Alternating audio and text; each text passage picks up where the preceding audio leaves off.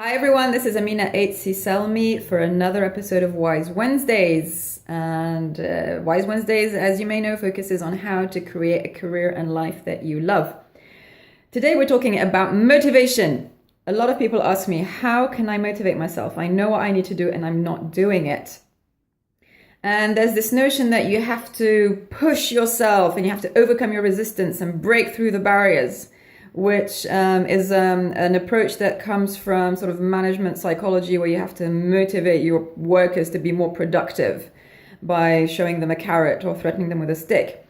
And it's sort of an industrial approach, industrial era approach to things. However, in a knowledge economy where people crave freedom and autonomy, those approaches are not going to work, at least not as well. And for the same reason, you should not try and force yourself to do things, but use a different approach, which I'm going to talk about. It doesn't mean that you don't need to put some effort, but it's not as much effort as you might think. So the thing you need to understand is you cannot manufacture motivation. You cannot create willpower. You already have natural instincts and natural desires that want to come through. But what you might be doing is sabotaging that impulse or that desire and putting brakes on. And what do these brakes look like? They're essentially limiting beliefs or old ideas that maybe were useful in the past, but they're not so useful anymore. Now, what can you do about those? Some of them are subconscious. And this is where the real work comes in, because you have to develop a habit of self-awareness.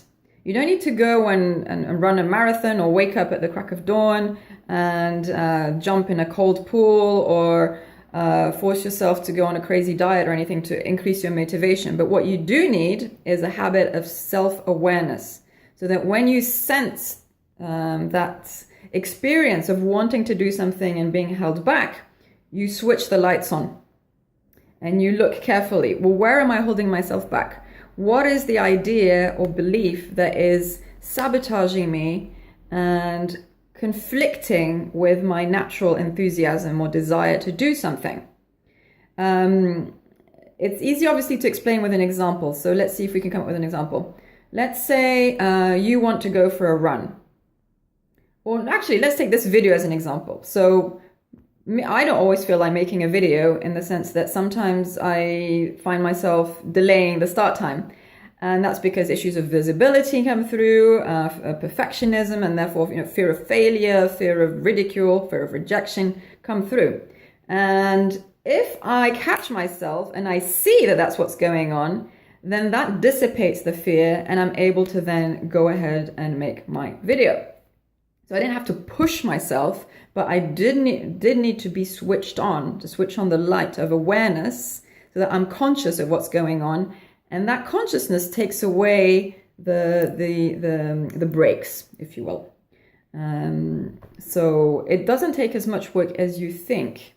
You don't have to flog yourself into doing things, but you do need clarity around what's holding you back from taking that action. So that's it for today. If you are feeling stuck with something, then ask yourself, what are the brakes that you're putting on? What is it that you're believing that's dampening your natural enthusiasm? And if you want to read the full article, go to www.dramina.com.